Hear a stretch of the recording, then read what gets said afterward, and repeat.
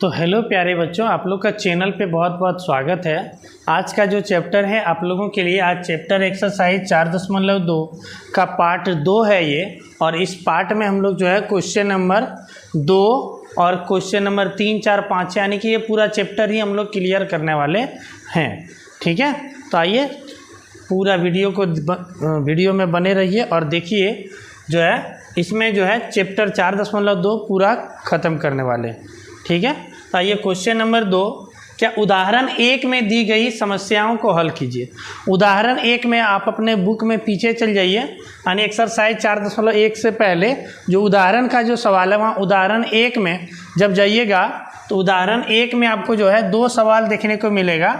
पहला सवाल और ये दूसरा सवाल। ठीक है, पहला सवाल है जॉन और जीवंती दोनों के पास कुल मिलाकर 45 कंचे हैं। दोनों 5-5 कंचे खो देते हैं और अब उसके पास कंचे की संख्या का गुणनफल 124 है। तो हम जानना चाहेंगे कि आरंभ में उसके पास कितने कंचे थे। तो ये है क्वेश्चन, है ना। इसको जो है हम लोग को हल करना है। सबसे पहले तो इसका समीकरण बनाना है, द्विघात समीकरण। ठीक है, उसके बाद इसका हम लोग हल करेंगे, जो कि पिछला वीडियो में आप लोग को बताए हैं चैप्टर 4.2 का फर्स्ट पार्ट में। उसमें क्या बताएं हैं कि द्विघात समीकरण को हम लोग गुणनखंड विधि से कैसे हल करते हैं। तो उस चैप्टर का वीडियो जो है डिस्क्रिप्शन बॉक्स में लिंक है, जाकर के देख लीजिए। ठीक है, जिन्होंने नहीं देखा है और जिन्होंने देखा है वो लोग वीडियो पे बने रहिए। आइए आगे चलते हैं। चलिए फर्स्ट क्वेश्चन को हल करते हैं कि जॉन और जीवंती के पास कुल मिलाकर कितने कंचे थे। 45 कंचे थे। दोनों 5-5 कंचे खो देते हैं, मतलब खो देना मतलब हेरवा देता है ना। 5-5 कंचा जो है दोनों के पास खो जाता है। आगे तो अब उसके पास कंचे की संख्या का गुणनफल 124 है। कब? 5-5 कंचे खो जाने के बाद।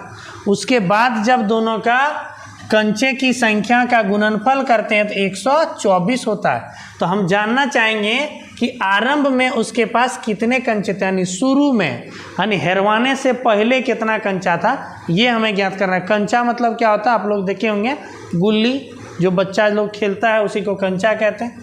ठीक है, तो आइए सबसे पहले हम लोग मान लेते हैं कि शुरू में दोनों के पास कितना कंचा था। आइए उसको हम लोग मानते हैं। ठीक है, तो मान लेते हैं यहाँ 2 है, एक है जॉन है और एक जीवंती है। तो मान लीजिए कि माना आरंभ में जॉन के पास कंचे की संख्या, मान लेते हैं जॉन के पास कंचे की संख्या थी x। ठीक है, और जॉन और जीवंती दोनों के पास मिलाकर कितना था, 45। ध्यान से समझिएगा। अब हम जॉन का मान लिए x, तो जीवंती का कितना हो जाएगा। माना आरंभ में जॉन के पास तो और आरंभ में जीवंती के पास कंचे की संख्या कितनी होगी। थोड़ा ध्यान से समझिएगा कि आप लोग थोड़ा अपने ऊपर लेकर के जब समीकरण को बनाते हैं ना तो जल्दी समझ में आता है कि आप लोग 2 दोस्त हैं और दोनों के पास कुल मिला के 45 कंचे हैं। कितना कंचा है, 45 को गुल्ली है आप लोग 2 दोस्त के पास। अब एक दोस्त के पास अगर 20 गुल्ली है तो बताइए दूसरा दोस्त के पास कितना होगा, 25 होगा ना जी। एक दोस्त के पास अगर 20 है तो दूसर का के पास 25 होगा, तब ना मिल के होगा 45। कैसे ज्ञात किए, अगर एक टोका मालूम है 20 तो दूसर का निकालना है, तो कुल है 45 कंचा, उसमें एक टोका पास जितना है यानी 20 टो है तो उसको घटा दीजिए, निकल जाएगा 25 कंचा। ठीक है, तो उसी प्रकार से अगर दोनों के पास मिला के 45 और एक टो के पास x है तो दूसरे के पास कितना हो जाएगा, 45 में उस x को घटा देंगे तो इतने कंचे हो जाएंगे। उम्मीद करता हूँ ये समझ में आ गया ना, कि अगर एक के पास का मालूम रहे कंचा तो दूसरे का निकालना है, तो टोटल कंचा कितना, 45, उसमें जितना है मालूम है उसको घटा दीजिए। समझ रहे हैं ना। अगर आपके पास 20 के जगह में अगर 10 ही कंचा रहता तो आपके दोस्त के पास कितना रहता, 35 रहता। 35 10 45 होता। तो कैसे निकाले, 45 में ये 10 जो एक के पास है उसको घटा देंगे तो दूसरे के पास कितना कंचा होगा वो हमें प्राप्त हो जाएगा। तो वही काम किए, अगर एक के पास x है तो दूसरे के पास 45 घटा x कंचा। अब क्या करता है बाबू लोग, ध्यान से समझिएगा। अब क्या करता है कि दोनों 5-5 कंचा खो देता है, यानी दोनों जो है 5-5 तो गुल्ली हेरवा देता है। ठीक है, तो लिखेंगे दोनों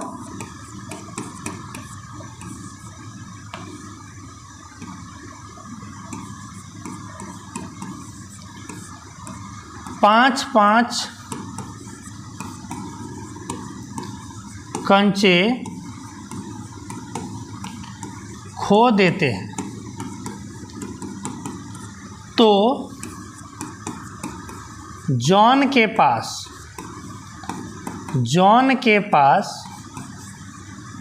शेष बचे कंचे, जॉन के पास शेष बचे कंचे। ध्यान से समझिएगा कि अगर जॉन 5 गो हेरवा दिया तो कितना हुआ, तो 5 गो कम हो गया है ना। अगर जॉन के पास x था, 5 गो हेरवा दिया तो कितना बचेगा, x में 5 घट जाएगा, यानी x घटा 5। और जीवंती के पास कितना कंचा बचेगा, जीवंती के पास है 45 घटा x, उसमें 5 गो हेरा गया तो 45 घटा x में 5 घट जाएगा, यानी 45 में 5 घटेगा तो 40 घटा x। ये हो गया 5-5 कंचे हेरवाने के बाद जीवंती के पास इतना और जॉन के पास इतना कंचा। उम्मीद करता हूँ आप लोग समझ रहे हैं कि सबसे पहले हमने माना कि जॉन के पास x कंचा, जीवंती के पास कितना हो जाएगा, मिला के 45 है तो 45 घटा x। अब 5-5 तो हेरवा देता है, तो हेरवा दिया तो क्या हो जाएगा 5 घट जाएगा। तो वही किए कि हेरवा दिया तो जॉन 5 गो हेरवा दिया, x गो था उसमें 5 गो हेरा गया तो 5 घट जाएगा। और 45 घटा x जीवंती के पास, उसमें 5 हेरा जाएगा तो जाएगा 40 घटा x। अब बोला 5-5 कंचे खो देने के बाद, 5-5 कंचे खो देने के बाद जो है दोनों के पास जो कंचे की संख्या को जब गुना करेंगे तो गुणनफल कितना प्राप्त होगा, 124 प्राप्त होगा, 124 प्राप्त होगा। तो अब वही करेंगे कि ये 5 कंचे हेरवाने के बाद इतना है जॉन के पास, जीवंती के पास इतना है, अब दोनों को गुना करेंगे तो कितना आएगा, 124। तो आइए लिखेंगे अब प्रश्न से जॉन के पास 5 कंचे खोने के बाद x घटा 5, जीवंती के पास 40 घटा x। अब ये दोनों को जब गुना करेंगे तो हमें प्राप्त होगा 124, 124 प्राप्त होगा गुणनफल। तो अब हम लोग इसको हल करेंगे। ठीक है, तो चलिए सबसे फर्स्ट गुना कीजिए, x से करेंगे तो x गुना 40, 40x plus minus minus x गुना x तो x स्क्वायर। गुना जानते हैं ना, पहले x से ही दोनों को करेंगे, कर दिए। अब किससे करेंगे, 5 से करेंगे, माइनस प्लस माइनस 5 गुने 40 पंचे 200, माइनस माइनस प्लस 5 गुना x तो 5x बराबर 124। अब इसको द्विघात समीकरण के रूप में हमें सजाना है, यानी द्विघात समीकरण का रूप क्या होता है, पहले स्क्वायर वाला, फिर x वाला, फिर संख्या तो बराबर 0। इस रूप में हमें इसे सजाना है।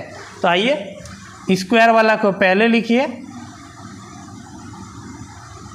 स्क्वायर वाला में माइनस एक्स स्क्वायर, उसके बाद x वाला में 40x और 5x कितना हो गया, प्लस 45x, और इधर है माइनस 200 और इधर से प्लस 124 आएगा तो माइनस 124 बराबर 0। अब देखिए आप जो है minus x square plus 45x minus 200 और माइनस 124 माइनस 324 बराबर 0। आप चाहें तो शुरू वाला ये अगर माइनस चिन्ह आपको थोड़ा परेशान कर रहा है तो आप इस माइनस चिन्ह को हटा सकते हैं। कैसे, तो माइनस को कॉमन करके। ठीक है, अगर आप माइनस को कॉमन कर लेंगे तो यहाँ बचेगा एक्स स्क्वायर, और माइनस चिन्ह यदि कॉमन होता है तो सबका चिन्ह बदल जाता है, प्लस है तो हो जाएगा -45x और माइनस है तो हो जाएगा +324 बराबर 0। अब ये माइनस चिन्ह इधर जाएगा तो ये 0 के यहाँ भाग में लगेगा तो वो 0 ही रहेगा। 0 को प्लस में लिखिए या फिर 0 को माइनस में लिखिए, कोई फर्क पड़ने वाला नहीं है।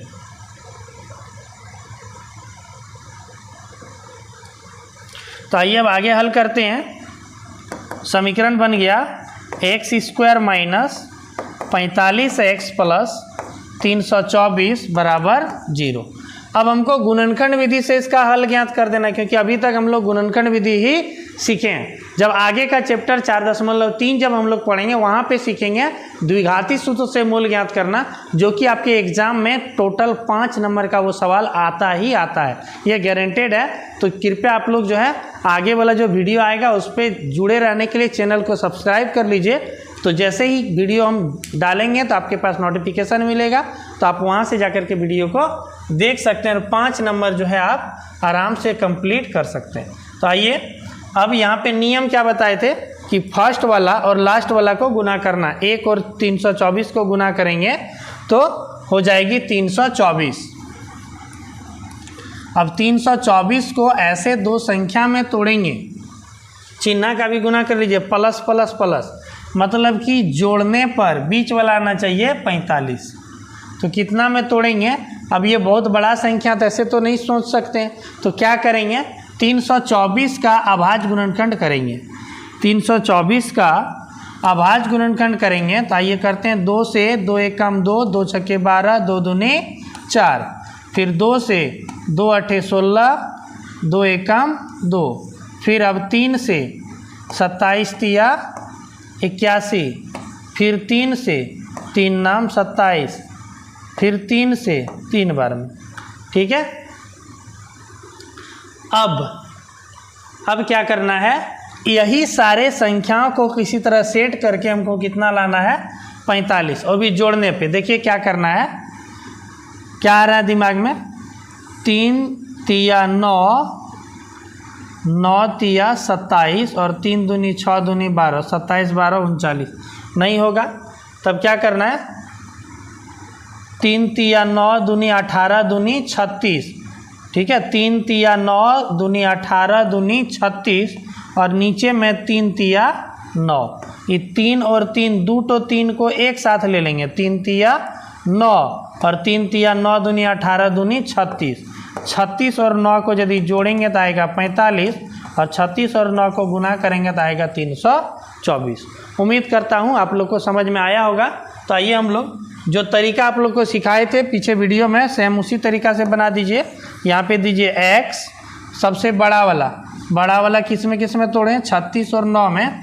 तो बड़ा वाला लिखिए पहले x 36, फिर x 9, चिन्ह दीजिए। यहाँ माइनस चिन्ह है तो माइनस, और माइनस रहने पर क्या बताए थे आप लोग को ट्रिक में कि माइनस रहने पर चेंज हो जाता है। तो यहाँ का चिन्ह जो प्लस है ये चेंज होके क्या हो जाएगा माइनस, ठीक है। अब बराबर 0 है तो बराबर 0 आपका गुणनखंड हो गया। अब क्या करेंगे, एक बार x माइनस 36 को 0 करेंगे, एक बार x माइनस 9 को 0 करेंगे। क्या करेंगे, जब x माइनस 36 बराबर 0 करेंगे तो x बराबर आ जाएगा 36, और एक बार x माइनस 9 बराबर 0 करेंगे तो x बराबर आ जाएगा 9। यानी ध्यान से समझिए कि अगर यहाँ पे 36 और 9 क्या बता रहा है कि अगर जॉन के पास 36 है तो जीवंती के पास 9, और जीवंती के पास 36 है तो जॉन के पास 9, यानी x का मान दोनों ही मान्य होगा, यानी 36 भी होगा और 9 भी होगा। अब इसका आंसर 36 देंगे कि 9 देंगे तो दो कंडीशन बन रहा है। अगर जॉन के पास 36 कंचा है तो जीवंती के पास 9, और जॉन के पास 9 है तो जीवंती के पास 36। तो उसी को हम लोग आंसर में लिखेंगे। जॉन के पास आरंभ में कंचे की संख्या। देखिए क्वेश्चन में क्या बोला है, क्वेश्चन में बोला है कि आरंभ में उनके पास मतलब दोनों के पास मांग रहा है, तो जॉन और जीवंती दोनों का देंगे। आरंभ में अगर हम 36 मान लेते हैं जॉन के पास, ठीक है, जॉन के पास आरंभ में कंचे की संख्या अगर 36 मानते हैं तो जीवंती के पास कंचे की संख्या हो जाएगा 9। और इसका दूसरा जवाब भी है, अगर जॉन के पास 9 तो जीवंती के पास 36, यानी ये दोनों ही आंसर सही है। उम्मीद करता हूँ आप लोग को बहुत ही अच्छे से समझ में आया होगा। तो चलिए चलते हैं हम क्वेश्चन नंबर 2। उसी क्वेश्चन नंबर 1 में ही उदाहरण नंबर 2 का जो सवाल है वो है, एक कुटीर उद्योग एक दिन में कुछ खिलौने निर्मित करता है और प्रत्येक खिलौने का मूल्य 55 में से एक दिन में निर्माण किए गए खिलौने की संख्या को घटाने से प्राप्त संख्या के बराबर है। तो किसी एक दिन कुल निर्माण लागत 750 थी, तो हम उस दिन निर्माण किए गए खिलौने की संख्या ज्ञात करना चाहेंगे। क्या बोला है बाबू लोग, ध्यान से समझिए कि एक कुटीर उद्योग यानी एक कोई मान लीजिए फैक्ट्री है, वहाँ पर एक दिन में कुछ खिलौना बनता है, ठीक है। और क्या बोल रहा है कि प्रत्येक खिलौना का मूल्य यानी एक खिलौना का दाम क्या है, 55 में से जितना खिलौना बना है एक दिन में, ठीक है, एक दिन में निर्मित खिलौने की संख्या को घटाएंगे, यानी 55 में से एक दिन में जितना खिलौना बनेगा उतना घटाएंगे तो उतना ही प्रत्येक खिलौने का लागत है रुपया में, ठीक है। तो बोल रहा है किसी दिन कुल निर्माण लागत 750 रुपया एक दिन में लग गया, तो अब उस दिन कितना खिलौना बना था वो ज्ञात करना है। तो हम लोग को कुछ नहीं, सीधा सीधा मान लेना है कि माना उस दिन निर्माण किए गए खिलौनों की संख्या, क्या मान लेंगे बाबू लोग, संख्या को मान लेते हैं, उस दिन खिलौना बनाया x, ठीक है। अब क्या बोला, प्रत्येक खिलौने का मूल्य, तो लिखिए प्रत्येक खिलौने का मूल्य यानी एक खिलौना का दाम कितना है, तो 55 में क्या करना है, एक दिन जो बना है खिलौना, एक दिन में निर्मित किए गए खिलौने की संख्या को घटा दीजिए, तो वही उतने के बराबर है। तो 55 में एक दिन में खिलौना बना है x, तो इसमें x को घटा दिए तो एक खिलौने का लागत हो गया रुपया में, 55 में जितना खिलौना बना उसको घटा दिया, यानी 55 घटा x। अब क्या बोला है प्रश्न से, अब बोला है प्रश्न से, ध्यान दीजिएगा, प्रश्न में बोला है कि किसी दिन कुल निर्माण लागत 750 थी, यानी टोटल लागत कितना 750 है किसी दिन, है ना। तो कितना खिलौना बना था वो ज्ञात करना है। तो देखिए कैसे निकालना है, टोटल लागत कैसे ज्ञात करेंगे, अगर एक खिलौना बनाने में 10 रुपया लग रहा है और अगर हम 5 खिलौना बनाए तो कितना लगेगा, तो 10 गुने 5 यानी 10 पचे 50। क्या किए, एक खिलौने की लागत को खिलौने की संख्या से गुना कर दिए। तो वही करना है, प्रश्न से क्या लिखा है, कुल निर्माण लागत 750, कुल निर्माण लागत कितना है 750 रुपया। तो वही करना है, हम लोग के अनुसार से कुल निर्माण लागत कितना होना चाहिए, तो x गो खिलौना है और एक खिलौने बनाने में लगा है 55 घटा x, तो ये हो गया टोटल लागत 750। समझ में आया, एक खिलौना का लागत है 55 घटा x और खिलौना बना है x गो, तो टोटल लागत हो गया खिलौने की संख्या गुने एक खिलौने का लागत, यानी 10 रुपया लागत है और 5 गो खिलौना है तो 10 गुने 5। तो वही किए कि अगर यहाँ खिलौने की लागत 55 घटा x और x खिलौना है तो कुल लागत हो जाएगा x गुना 55 घटा x, ठीक है।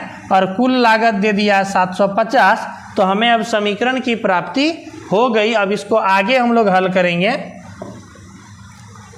x को 55 से गुना करेंगे और x को x से, x को 55 से करेंगे 55x, कितना हो जाएगा 55x माइनस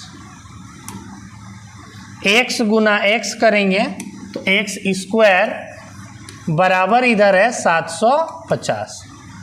अब इसको सजा दीजिए द्विघात समीकरण के रूप में, पहले स्क्वायर वाला को, तो स्क्वायर वाला माइनस में है तो minus x square plus 55x और ये 750 इधर आएगी तो माइनस 750 बराबर 0।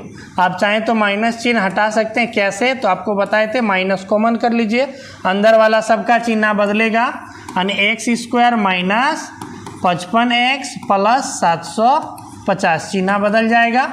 अब ये माइनस चिन्ह इधर जाएगी तो भाग में होगी और वो जीरो के साथ जीरो में बदल जाएगा, यानी समीकरण बन गया x square minus 55x plus 750 बराबर 0। अब इसका हम लोग क्या करेंगे, गुणनखंड विधि से x का मान ज्ञात कर लेंगे। तो आइए गुणनखंड विधि से क्या करते हैं, फर्स्ट वाला लास्ट वाला को गुना कीजिए 750। अब 750 को ऐसे दो संख्या में तोड़ना है कि प्लस प्लस प्लस करके 55 आना चाहिए बीच वाला। तो फटाफट से कैसे तोड़ते हैं हम लोग, तो सबसे पहले गुणनखंड कर दीजिए 2 से 375 बार में, ठीक है। 7 5 12 3 15, 3 से कटेगा 3 एकम 3, 3 दूनी 6, 3 5 15।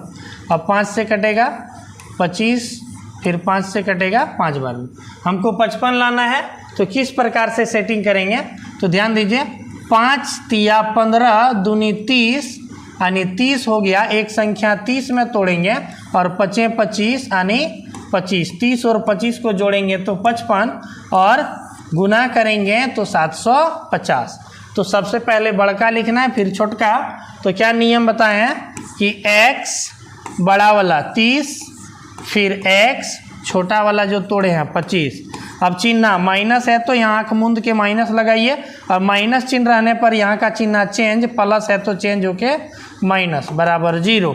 अब एक बार इसको 0 कीजिए, एक बार उसको 0 करेंगे तो x माइनस 25 को x माइनस, यहाँ इधर 30 है तो जब x माइनस 30 को 0 करेंगे तो x बराबर 30, और जब x माइनस 25 को 0 करेंगे तो x बराबर 25।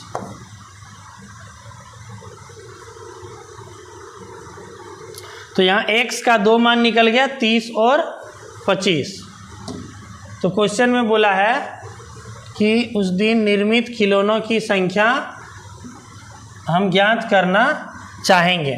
तो निर्मित खिलौने की संख्या x माने हैं, है ना, तो x का ये दोनों मान सही है ना, दोनों मान, यानी खिलौने की संख्या 30 भी हो सकता है और 25 भी हो सकता है, यानी खिलौने की संख्या 30 भी हो सकता है और 25 भी हो सकता है, और 30 और 25 ये दोनों क्या हो जाएगा, आंसर हो जाएगा।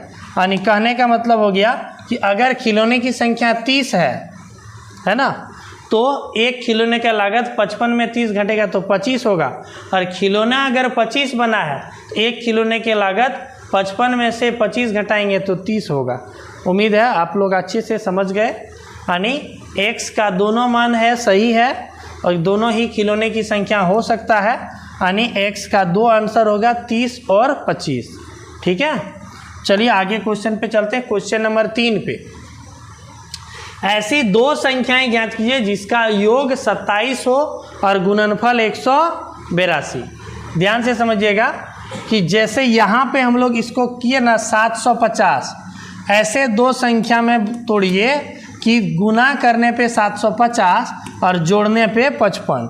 तो उसी प्रकार से यहाँ है कि जोड़ने पे 27 आता है और गुना करने पे 182 आता है, हमें ज्ञात करनी है। तो मान लीजिए दो संख्या है, तो मानते हैं पहली संख्या को, पहली संख्या मान लेते हैं हम लोग कि फर्स्ट संख्या क्या है, x है। तो बताइए दूसरी संख्या कितना हो जाएगा, दूसरी संख्या कितना हो जाएगा। थोड़ा अपने से दिमाग लगाइए कि अगर आप और आपके भाई के पास मिला करके कितना है 27 रुपया है, आपके पास यदि 15 रुपया तो आपके भाई के पास कितना है 15 + 12 27 होता है, यानी तुम आपके भाई के पास कितना रुपया है 12 रुपया है। अगर आपके पास 15 है तो आपके भाई के पास 12 है। कैसे ज्ञात किए, तो सीधा सीधा है, जितना दोनों के पास मिला के 27 उसमें से एक टो का जो मालूम है उसको घटा दीजिए तो दूसरे के पास कितना है वो निकल जाएगा, है ना। तो वैसा ही करना है कि पहली संख्या x मालूम है तो दूसरा संख्या निकालना है, तो 27 में से जो मालूम है x उसको घटा दीजिए। ठीक है, ये हो गया दो संख्या जिसका योग कितना है 27 और गुणनफल 182 है। तो प्रश्न से दे दिया गया है क्वेश्चन में कि गुणनफल कितना है 182 है। तो अब गुना कीजिए, x को गुना कर देंगे 27 - x के साथ, यानी दोनों संख्या को गुना करेंगे तो 182 प्राप्त होगा। यानी यहाँ समीकरण बनाइए x गुना 27 तो 27x - x गुना x तो x का स्क्वायर बराबर 182। उम्मीद करता हूँ अच्छे से समझ रहे हैं। तो आगे चलिए समीकरण को आगे बढ़ाते हैं। अब इसको सजा दीजिए, समीकरण को कैसे सजाना है, पहले स्क्वायर वाला को लिखिए, यानी पहले स्क्वायर वाला तो -x² प्लस 27x और 182 है इधर, तो इधर आएगा तो -182 बराबर 0। ठीक है, अब माइनस को हटाना है तो माइनस कॉमन कर लीजिए, x² चिन्ह बदल जाएगा, -27x प्लस 182 बराबर 0। अब ये माइनस उधर जाएगी तो 0 हो जाएगा, यानी समीकरण बन गया x² घटा 27x प्लस 182 बराबर 0। अब एक यहाँ कुछ नहीं है तो एक है, एक और 182 को गुना करेंगे तो 182 और 182 को ऐसे दो संख्या में तोड़ेंगे कि जोड़ने पे 27 आना चाहिए। तो 2 से तोड़ेंगे 9 1 91 बार में, फिर 7 से तोड़ेंगे 13 7 91 13 बार में। 27 कैसे आएगा,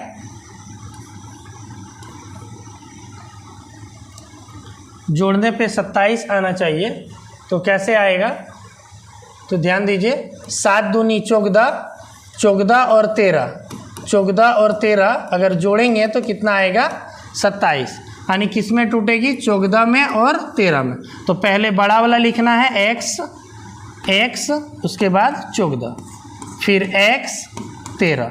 अब चिन्ह लगाना है, तो चिन्ह माइनस है तो यहाँ माइनस ही रहेगा, और यहाँ अगर माइनस आ जाए तो यहाँ का चिन्ह चेंज, यानी प्लस हो जाए के जगह में क्या हो जाएगा माइनस। अब एक बार इसको 0 करेंगे, एक बार इसको 0 करेंगे, तो x - 14 बराबर 0, तो x बराबर 14, और एक बार करेंगे x - 13 बराबर 0, तो x बराबर 13, यानी x का मान 14 और x का मान 13। यानी कहने का मतलब है कि 14 भी आंसर सही है और 13 भी सही है। क्यों, क्योंकि दो संख्या है, संख्या तो 14 13 है ही, है ना। तो कहने का मतलब हो गया अगर पहली संख्या को 14 मानते हैं तो दूसरी संख्या 13, और पहली संख्या को 13 मानते हैं तो दूसरी संख्या 14। ठीक है, क्या लिखेंगे, अगर हम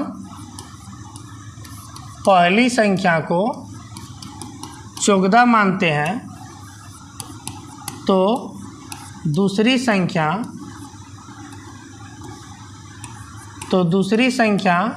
हो जाएगी 13। यदि पहली संख्या को 13 मानते हैं तो दूसरी संख्या हो जाएगी 14। उम्मीद करता हूँ आप लोगों को बहुत ही अच्छे से समझ में आ रहा है।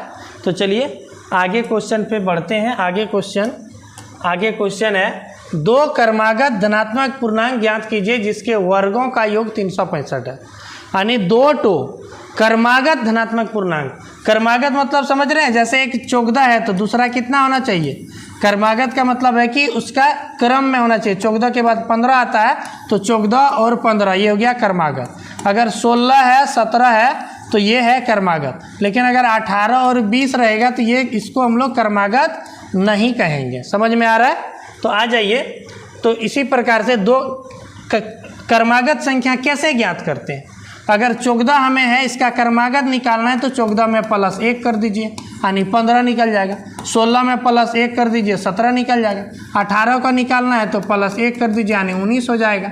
20 का निकालना है तो 20 में +1 कर दीजिए 21 हो जाएगा। यानी क्रमागत निकालने के लिए हमें कितना प्लस करना पड़ता है, 1 जोड़ना पड़ता है। तो आइए हम लोग, अगर हम 2 क्रमागत धनात्मक पूर्णांक है, अगर हम मान लेंगे, माना पहला धनात्मक पूर्णांक, पहला धनात्मक पूर्णांक, यदि हम पहला धनात्मक पूर्णांक को x मान लेते हैं तो बताइए कि दूसरा धनात्मक पूर्णांक क्या हो जाएगा। समझ रहे हैं ना, क्रमागत है तो क्रमागत निकालने के लिए हमको इसमें 1 जोड़ना पड़ेगा यानी दूसरा क्रमागत, दूसरा संख्या हो जाएगा x + 1।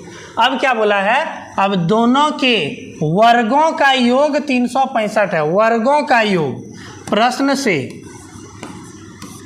प्रश्न से क्या बोला है कि संख्या के वर्गों का योग कितना है बाबू, 365 है। तो अब दोनों का वर्ग का योग कर दीजिए। इसका वर्ग का मतलब होता है स्क्वायर, माने पावर 2 लगा दीजिए। x का स्क्वायर, योग माने होता है जोड़, तो और प्लस x + 1 का स्क्वायर करेंगे तो 365 प्राप्त होगा। यही बोल रहा है समीकरण में, यानी दोनों संख्या के वर्ग करेंगे और उसका योग ज्ञात करेंगे तो 365 आएगा। ठीक है, अब ये समीकरण हो गया x² + a + b का होल स्क्वायर में तोड़ दीजिए, a² + 2 × a × b + b का स्क्वायर यानी 1 का स्क्वायर बराबर 365। अब आगे बढ़िए,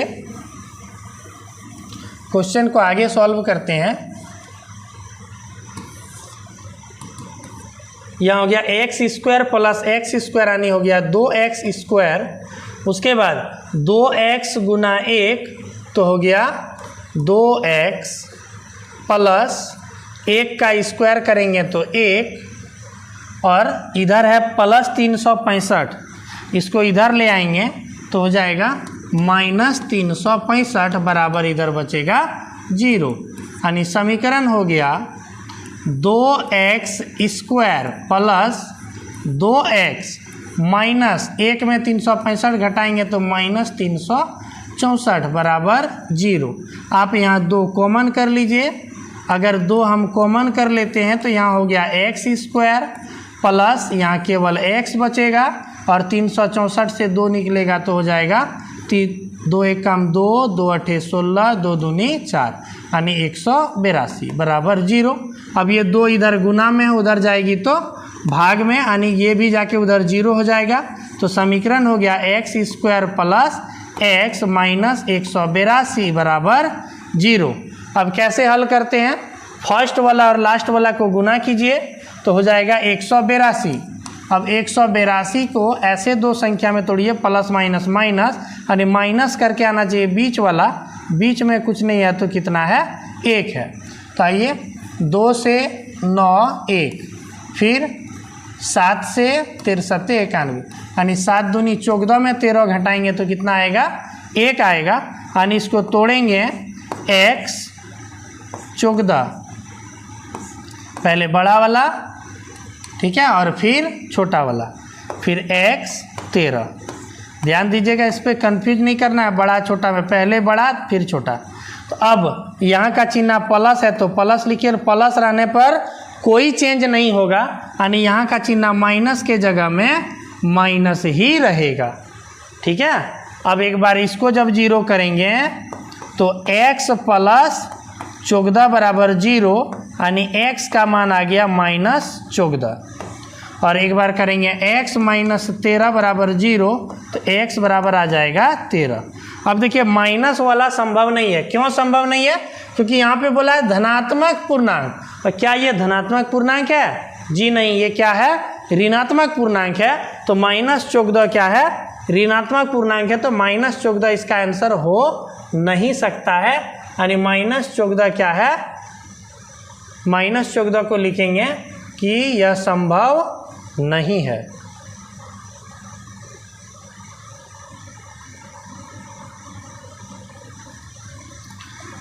या -14 में लिखेंगे कि संभव नहीं है, संभव नहीं है। क्यों संभव नहीं है? क्योंकि ये माइनस में है, यानी ये ऋणात्मक है और यहाँ बोला है धनात्मक, तो हम लोग धनात्मक को ही केवल रखेंगे, यानी यहाँ x बराबर 13 हो गया इसका आंसर। लेकिन बोला है इसका पूर्णांक ज्ञात करना है, यानी 2 टो पूर्णांक है तो 1 टो पूर्णांक x यानी 13 होता है, तो दूसरा क्रमागत 13 + 1 यानी 14 हो जाएगा। तो लिखेंगे पहला पूर्णांक x है, तो x बराबर 13 निकला, और दूसरा पूर्णांक उसका क्रमागत 1 जोड़ दीजिए, यानी 13 के बाद क्या आता है 14, तो दूसरा पूर्णांक हो गया 14। ये हो गया आपका फाइनल आंसर। उम्मीद है अच्छे से आप लोग समझ गए। चलते हैं नेक्स्ट क्वेश्चन पे, ठीक है। ये 1 शॉट होने वाला है, थोड़ा लंबा होगा वीडियो, ठीक है। तो आइए क्वेश्चन नंबर 5। एक समकोण त्रिभुज की ऊंचाई उसके आधार से 7 सेंटीमीटर कम है। ध्यान से समझिएगा, ऊंचाई जो है वो कम है किससे? आधार से। कितना कम है? 7 सेंटीमीटर कम है। तो आधार से कम है तो मान लेते हैं हम लोग माना आधार ही मान लेते हैं हम लोग x सेंटीमीटर। तो बताइए कि ऊंचाई कितना हो जाएगा?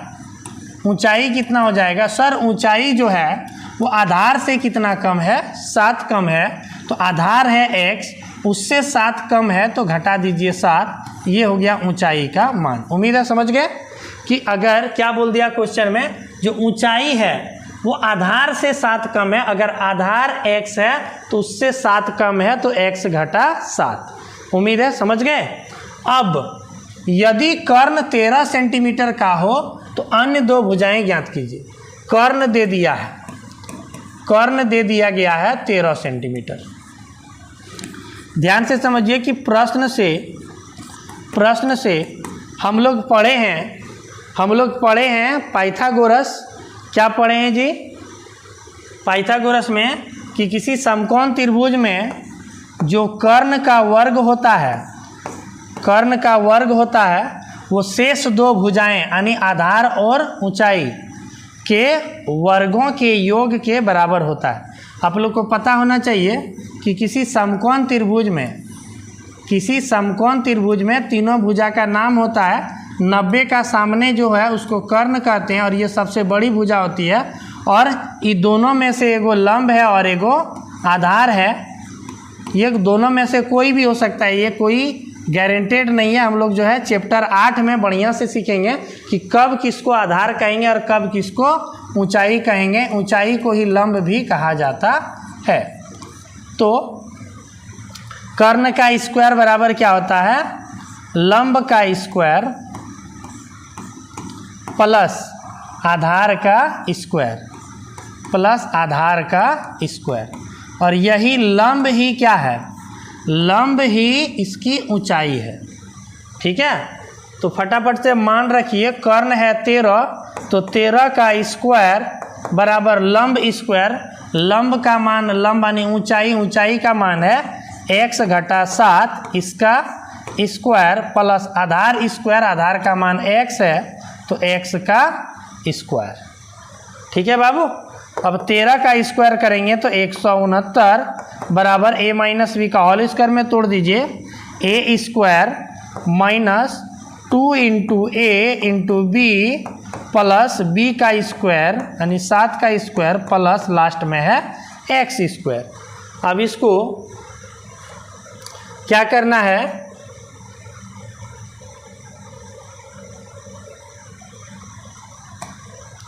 अब इसको जो है हम लोग द्विघात समीकरण के रूप में अब इसको लिखेंगे, यानी 169 बराबर x स्क्वायर और x स्क्वायर हो गया 2x स्क्वायर माइनस 7 दूनी 14x प्लस 7 का स्क्वायर करेंगे तो 49, ठीक है।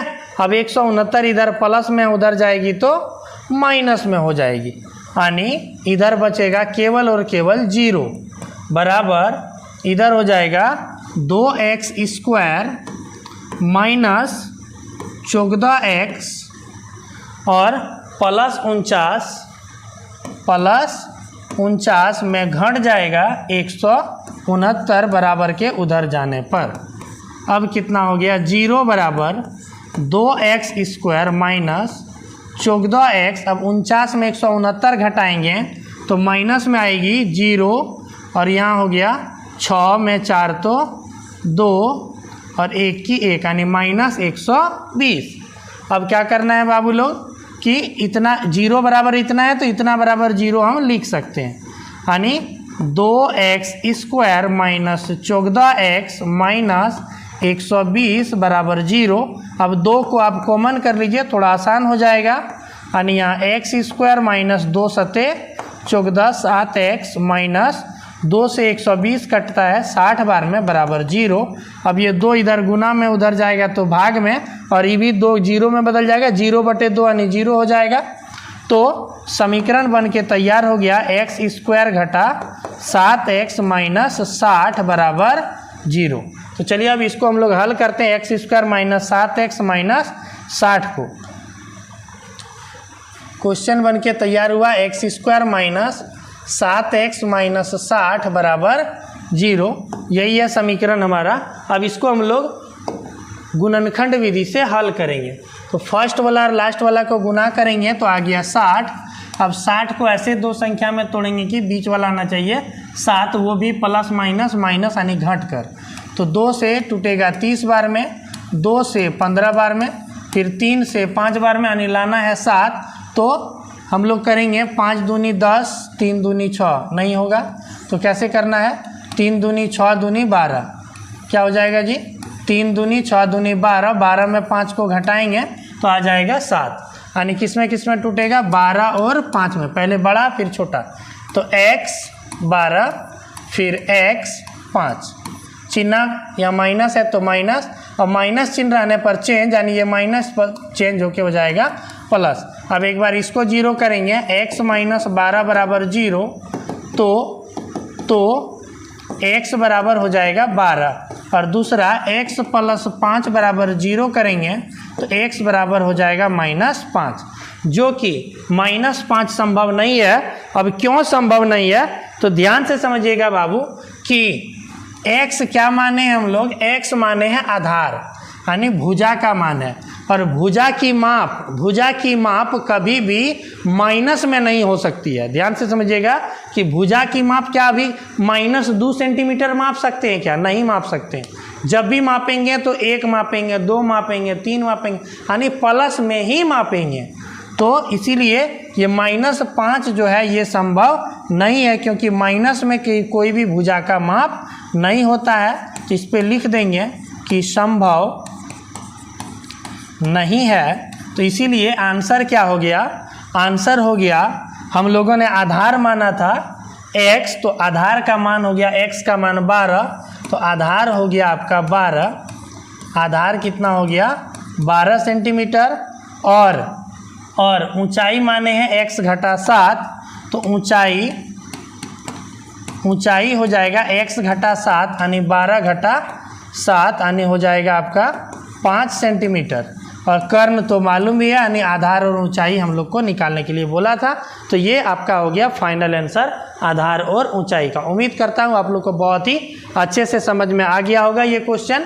और चलते हैं अगले क्वेश्चन पे। अगला क्वेश्चन जो है ये अंतिम क्वेश्चन है चैप्टर का। तो आइए इसको हम लोग हल करते हैं कि एक कुटीर उद्योग एक दिन में कुछ बर्तन का निर्माण करता है। एक तो इस तरह का सवाल बनाए क्वेश्चन नंबर 2 में, उदाहरण नंबर 2, ठीक है, कि कुछ बर्तन निर्माण करता है तो उस बर्तन की संख्या को मान लेंगे x। तो आइए मान लेते हैं कि माना एक दिन निर्मित बर्तन की संख्या, एक दिन निर्मित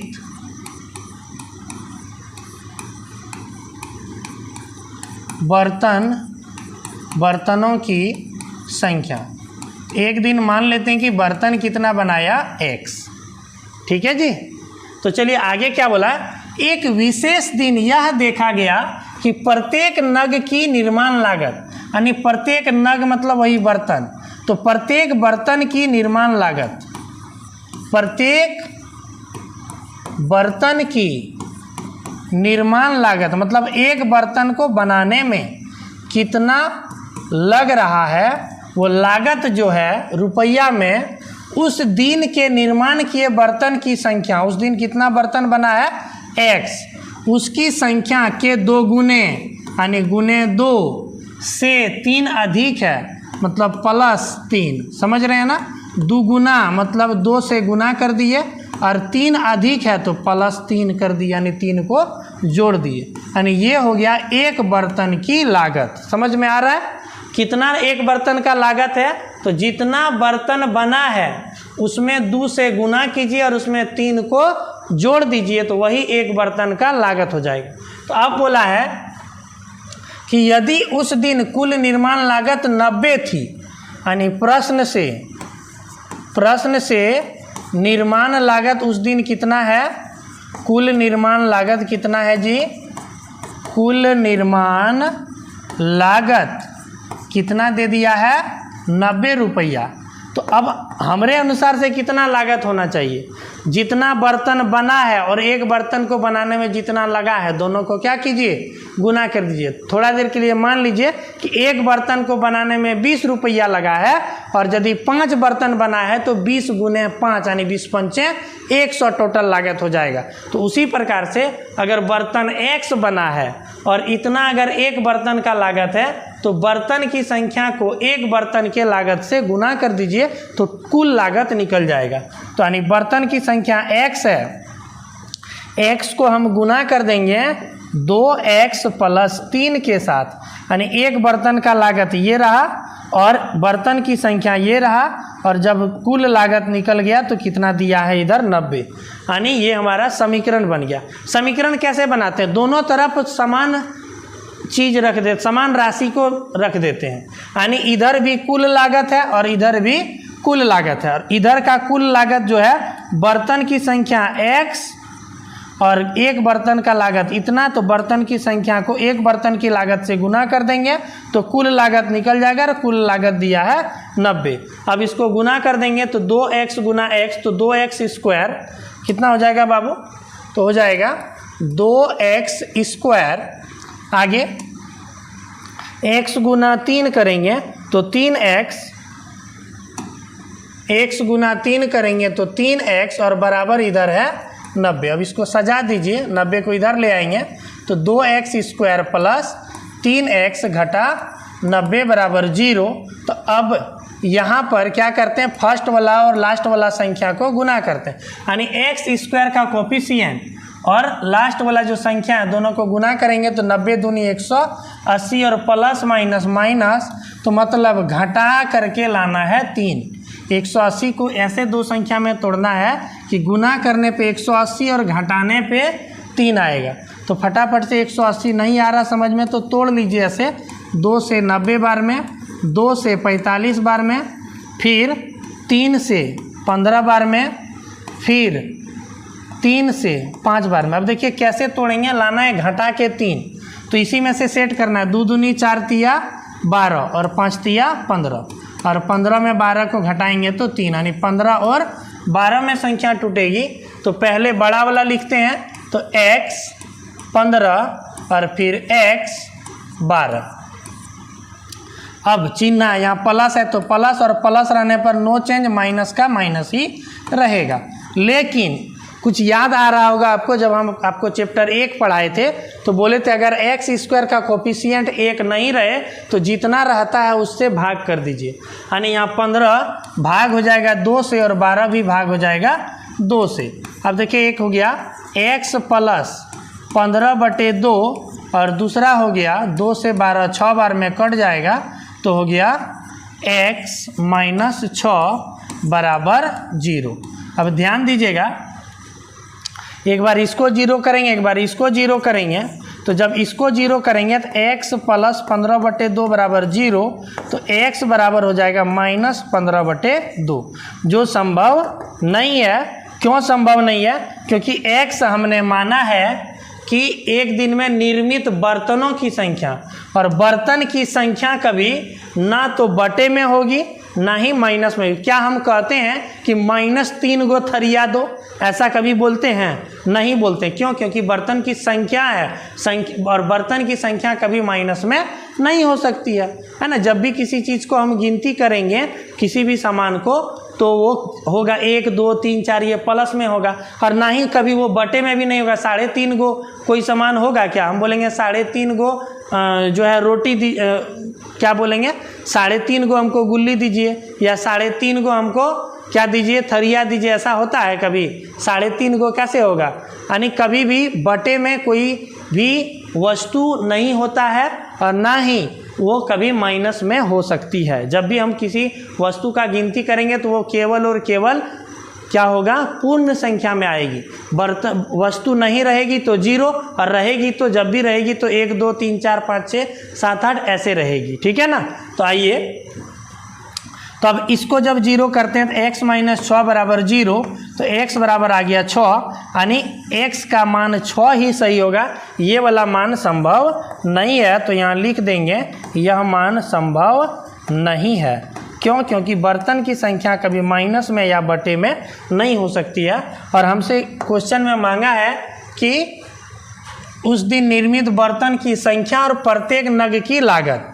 तो निर्मित बर्तन की संख्या तो निकल गया, कितना आया 6। निर्मित बर्तन की संख्या कितना आया x, तो x का मान 6, ठीक है। तो एक आंसर तो मिल गया कि निर्मित बर्तन की संख्या, निर्मित बर्तनों की संख्या x माने थे तो x का मान हो गया 6, यानी 6 बर्तन बना था। एक आंसर यही हो गया। और दूसरा प्रत्येक नग की लागत, यानी प्रत्येक बर्तन की लागत, प्रत्येक बर्तन की लागत। तो प्रत्येक बर्तन की लागत कितना है, तो 2x, यानी जितना बर्तन बना उसका दुगुना में 3 जोड़े थे, यानी 2x + 3। तो यहाँ पे लिख दीजिए कितना है 2x + 3। अब x का मान 6 है तो 2 गुने x के जगह में 6 + 3, यानी 2 छके 12 और 3 15, यानी प्रत्येक बर्तन का लागत हो गया 15 रुपया करके। और उस दिन बर्तन बना था 6 टो। तो उम्मीद करता हूँ अब ये चैप्टर ख़त्म हो गया है, तो आप लोग को वीडियो बहुत अच्छा लगा होगा, और अच्छा लगा तो कृपया लाइक कीजिए, है ना। अगर आप लाइक नहीं करते हैं तो हमको लगता है कि आप समझ में नहीं आया आपको, है ना। और अगर लाइक कर देते हैं तो कैसा लगा थोड़ा कमेंट में भी बता दीजिएगा, और बाकी दोस्त को शेयर कर दीजिएगा तो और भी बढ़िया रहेगा। आपका दोस्त भी आपका नाम लेगा, और मेरा भी आप भला कर दीजिएगा, क्योंकि जब आप हमको आगे भेजते हैं तो हमको मोटिवेशन मिलता है। तो कृपया जो चैनल को जो है सब्सक्राइब कर लें और बाकी दोस्तों के पास शेयर भी कर दें। तो तब तक के लिए धन्यवाद। मिलते हैं अगले वीडियो में चैप्टर 4.3 लेकर के, और उसमें जो है हम लोग पूरा चैप्टर करेंगे। और वो 5 नंबर का आपके एग्ज़ाम का सिलेबस है, वो सिलेबस में 5 मार्क्स का क्वेश्चन आता है आपके एग्ज़ाम में, तो कृपया उसको देखना ना भूलें। तो तब तक के लिए धन्यवाद।